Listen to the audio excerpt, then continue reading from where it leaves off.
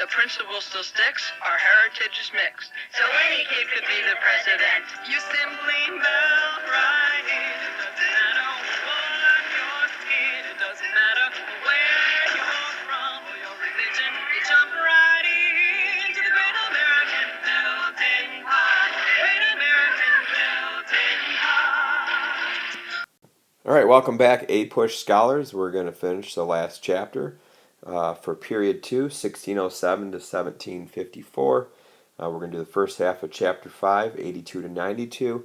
This is colonial society on the eve of the Revolution from 1700 to 1775.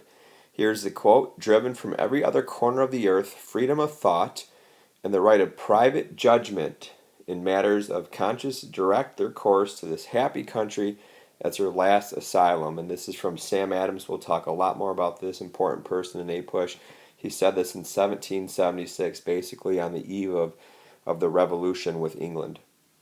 Before I move any further, I wanted to thank Schoolhouse Rocks for that introduction, the Great American Melting Pot. And a lot of Chapter 5 is about the wide diversity of people coming to America even before we were the United States. And so this is their final resting place, I guess you could say. They made this happy country. Diversity was a good thing. People from all over the world came to America. Okay, the first section of reading is Conquest by the Cradle. And so here are some key questions. I actually have answers for them. How many slaves were in the colonies in 1700 to 1775? You see there was a dramatic increase of slavery, unfortunately, from the beginning of 1700 until the eve of the Revolution. We had 500,000 slaves in America. I think an important idea, especially early on, is that our population was doubling basically every 25 years, and this continues well into the 1800s. Most of it's done by immigration, but also reproduction in the colonies. And to show that the growth of the colonies, by 1700 there was 20 Englishmen for every colonist, but by 1775, right before the Revolution, it was 3 to 1. So that just shows the colonies, the English colonies, had dramatic increase in population throughout the 1700s. We know that the 13 American colonies were controlled by England, but England also, or Britain, controlled 32 total colonies in North America. So it wasn't just the 13 original ones that we think about, and they were all different, dramatic differences between the colonies, and we've already talked about that. We've learned about the different characteristics of the colonies, and this kind of goes back to the population. In 1700, there was 300 colonists, 2.5 million by 1775, so a dramatic increase. This increase in population allows for the revolution to happen. Because we're growing as a people, the colonists felt more secure and had more power, and unfortunately slavery also dramatically increased during this time period.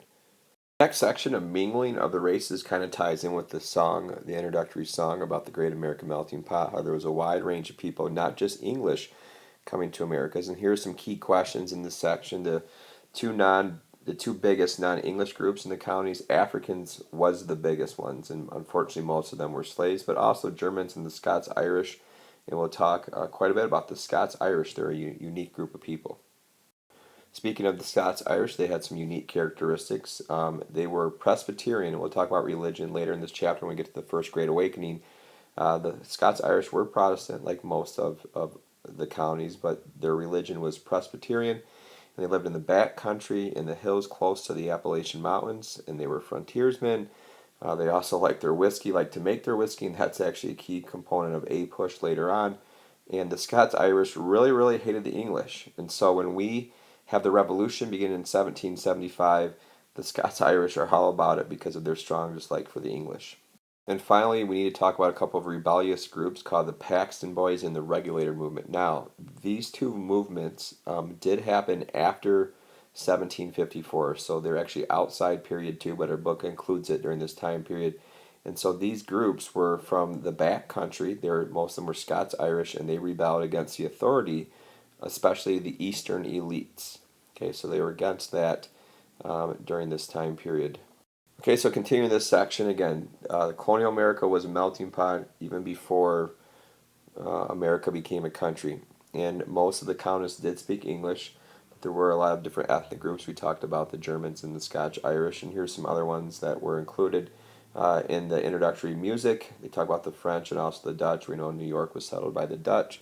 There are other groups as well. So the Scotch-Irish is one of the most important colonial groups to know, but they were not from England and they were not from Ireland and even Scotland. They're actually from Northern Ireland. That's where most of them came from.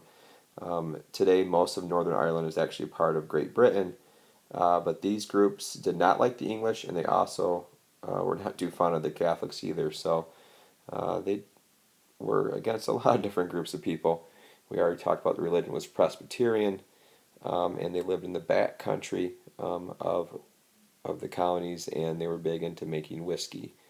And they were an excited, restless group of people. So this map shows the wide diversity in the colonies and where some of these different groups came from. The blue color here, these are most of the Africans, and unfortunately they were slaves, and so in Virginia most of them worked on the tobacco fields. And then down here in South Carolina, rice and indigo were where many of the slaves worked on. Dutch, of course, were along the Hudson River in New York. A couple other groups of Germans. Okay, a lot of them settled in the Pennsylvania alongside the Quakers. And then lastly, to focus on is the Scots-Irish, this color right here. And they, as you can see, they were in the back country closer to the Appalachian Mountains. And they're the ones that just disliked pretty much the world. Also notice up here in New England, there's very little immigration from other groups. They were pretty much just the English. Okay, so the Puritans um, came over here to New England, but there was not a lot of diversity in Massachusetts. All right, continuing the section on mingling of the races, just a little more with the Scots-Irish. They also, because they're in the back country, faced many conflicts with Native Americans. So that's another group that they did not get along well with. And we mentioned earlier the two rebellions of the Scots-Irish, the Paxton Boys and the Regulator Movement, and the importance of these two small, they weren't big rebellions at all, but they're definitely notable in a push, as it showed the conflict between the western backcountry and the eastern elite. That this conflict actually goes all the way back to Bacon's rebellion in Virginia in 1676. Although Bacon was not a Scots-Irish, he did lead the indentured servants.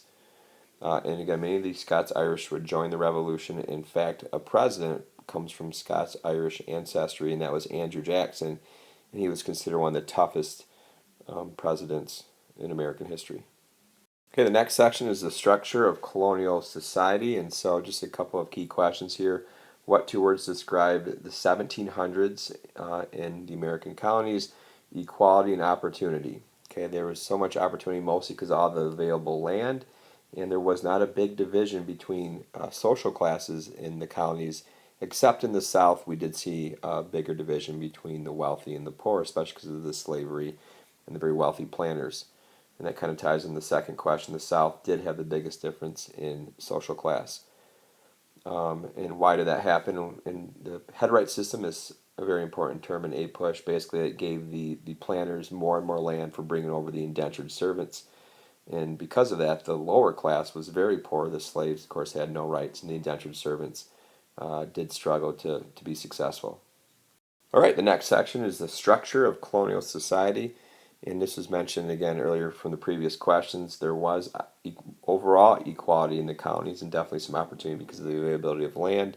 Most white Americans were small farmers. About 90% of the colonists did farm. And we call these small farmers the yeoman farmers. I think this is an important term to highlight, to underline. Yeoman farmers are just small farmers in America. And later in APUSH, the connection to the yeoman farmers would be President Thomas Jefferson. He was a big fan of making America an agricultural country made up of pretty much all yeoman farmers. Okay, now we're going to look at the social classes over here. In the previous chapter, we looked at the social classes of the South. This social class pyramid is just in general for all the counties. And so on the very top from the South were the planters, but in the North, if there was a little bit of social difference, the aristocrats, think of South Carolina, New York, some wealthy merchants in Massachusetts, and also the clergy in Massachusetts were on top of the social pyramid, if you will, and then lesser professional men underneath that, and then in the middle, the yeoman farmers, which were most Americans, were small farmers. Manual workers, we had very little factories, but maybe these were hands on the farms. They helped with the farming, but they did not own their own land. Underneath that were the indentured servants. Okay, and those were starting to go away by the Revolution because they were replaced by slaves. But social mobility was definitely possible in the counties, and social mobility means that it is possible for people to move up in social standing. Obviously, for the slaves and indentured servants, it was quite difficult, but because of the availability of land, for many of the yeoman farmers, they could potentially move up. However, in the South, the plantation system did widen the gap between the rich and the poor because the wealthy were getting more and more lands and had huge plantations. Also, 50,000 paupers and convicts were exported to America, especially think of Georgia. These were people who were in prison. Many of them were in prison for debts that they could not pay back. However, many of these, I guess you could call them undesirables, coming from England, did become respectable citizens because of the opportunity available in America. Okay, the next section is on clerics, physicians, and jurists. Clerics refers to the clergy and to people that were part of the church. Okay, they led the church, pastors and priests in the Catholic Church. And I think it's important to know that in the colonial America, the Christian minister was still the most honored profession. Even in the South, where religion was not quite as important, these people were part of the Church of England, and the clergy did have a lot of respect. Physicians, not so much. Okay, we'll get to a quote by Ben Franklin later, but they were not very well respected. The most common method for curing diseases was bleeding. I haven't been bled in a while. Maybe you have, but I don't think it's quite as common today as it was in the 1700s. And disease was a problem, especially back then. Smallpox, diphtheria, dysentery, disease was a problem, and they really didn't have good cures for them in the 1700s because of lack of medicine. Lawyers in this time period were not highly regarded. However, by 1750, they are gaining more respect because they're needed, especially when we have more conflict with Great Britain into the 1760s and 1770s. Lawyers are become more respected and they become very important to the Revolution. The next section is on Workaday America, and in this section they talk about triangular trade. And this is a very important idea in APUSH during the colonial times. And so we have a couple of different triangular trade routes. Okay, let's look at this one over here first. This first triangular trade is from Africa to North America to Europe. Okay, and so what is being traded in this triangular fashion? Well, from Africa, of course, slavery comes to America, especially in the South, for the tobacco and rice plantations. Okay, what is being sent, what is being exported from North America? It's basically raw materials. Sugar, tobacco, cotton go to Europe. Okay, and Europeans, they would manufacture, this is a very important idea, Europeans would manufacture the raw materials, especially when we get into cotton and textiles in the factories here, and then the factories would send these finished products down to Africa to trade for these slaves, especially the rum and some textiles were going to Africa. The second triangular trade, which may be not quite as important as the first one, but the second one was between Africa, the West Indies, and New England. And so slavery, again, comes to the West Indies, and we know that most of the African slaves did go to the West Indies and to South America, especially for the sugar plantations here. So the slaves would come here to the West Indies, they would help grow the sugar, and the sugar would be transported up to New England, and New England would send raw materials and goods to Africa to trade as well. So that's the second type of triangular trade. The one that I probably want you to know the most was this one right here. Raw materials to Europe, manufactured goods to Africa, and slaves to America. Just another side note, Europe did also send manufactured goods back to the colonies from the factories in England. Okay, continuing with Workaday America, agriculture, we mentioned earlier, was the leading industry in colonial America. 90% of the people were involved in agriculture. And look at the map on page 89. It shows what are some of the products that are produced in America. Tobacco in Virginia and Maryland. The Chesapeake cotton is not popular yet. It will be after 1793, and that's especially in the Deep South. But we think of tobacco in the Chesapeake. The grain colonies in Pennsylvania and New York was the breadbasket of the colonies. And then in New England, it was mostly fishing. Farming was not very big in New England because of the rocky soil. Also, shipbuilding in New England also helped England. And also, shipbuilding was also in the middle counties as well, Philadelphia and New York. And then finally, there was a little bit of manufacturing in New England. Lumbering was also a raw material used. There was manufacturing of products such as clothing and so on, but most of this was not in New England. It was done in England back in Europe. And in many cases, New England was not allowed to really improve their manufacturing because England wanted America to buy their finished products. And this idea becomes known as mercantilism, which is a huge issue in APUSH, but we really won't get into that until we get into Chapter 7.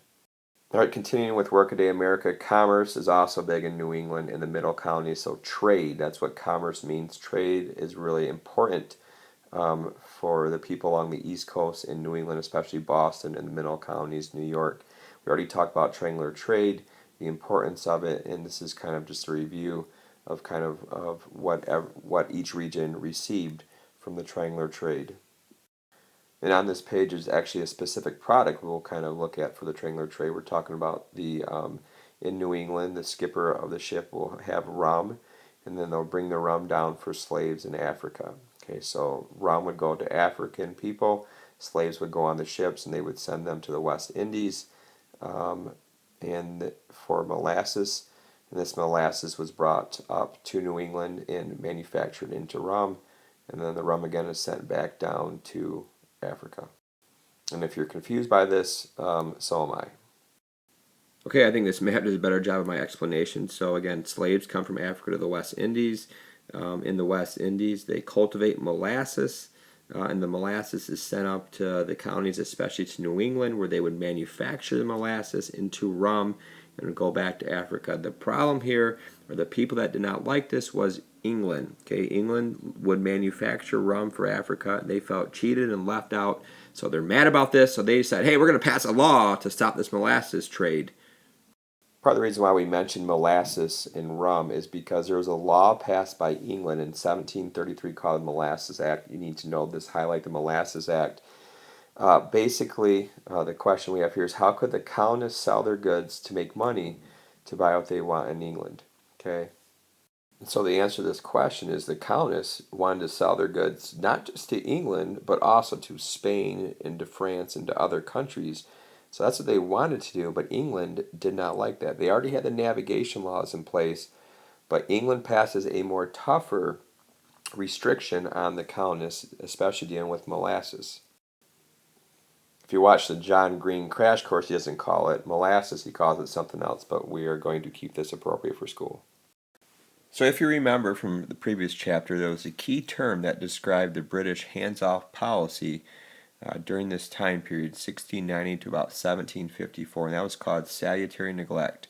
And so overall for this 60-year period, Britain let the colonists do what they want, but this is an example that goes against it. So this is one of the few times that the British tried to become more restrictive on the colonists. And the Molasses Act basically said that the British cannot trade with the French. It was really cut and dry, especially in the West Indies for the molasses, so they can make rum. Because what the British wanted to get the molasses to come to their country so they can manufacture it into rum and make money off it. So the American colonies are unhappy with Britain, and so they respond in two ways. And something we're very good at in America is we are good at bribing and smuggling. Well, I hope we're not good at bribing. I hope we don't do that. But that's what we did in this response. We tried to bribe British officials, like especially that are trying to enforce this law so we can get around it. We tried to smuggle in molasses against the British. And so we did not like being told what to do by the British. And this is going to foreshadow the American Revolution. When we get to 1765 and the Stamp Act, when the British really try to enforce their laws and tell us what to do, we are going to respond with tarring and feathering. We'll get to that later. Fire up. All right, the last section for reading is horsepower and sail power. It's a little bit about transportation. Transportation is a big idea in APUSH. It kind of goes along with work, exchange, and technology. And a couple key questions. Describe the colonial roads, and they were just, oh my goodness, bad. Okay, horrible roads. There's like Baldwin in the end of winter. It's just a terrible road to go on. I mean, it was just bad, and so it was difficult transportation. So the best source of transportation in the colonies was waterways, mostly rivers going along the coast. But that's how most goods were transported, and that's how most people moved around, was by water. And what was the cradle of democracy? So, cradle, what does that mean? The cradle is, where did it begin? So, where does democracy begin in America? And why does it begin there? And it begins in the tavern. Darn it. A lot of our founding fathers like to drink beer, like to hang around, have a beer, and talk at the tavern and discuss politics. And that's where a lot of our good ideas came from. Okay, and that's where, hey, it was a hotbed of agitation, and that's where the founding fathers like, hey, you want to revolt against England? They're like, sure, I'll have another beer. And this kind of reiterates what I said in the previous slide. It's just poor transportation in America. The roads did not connect cities, and so that was mostly done just by waterways. We already mentioned the tavern as well.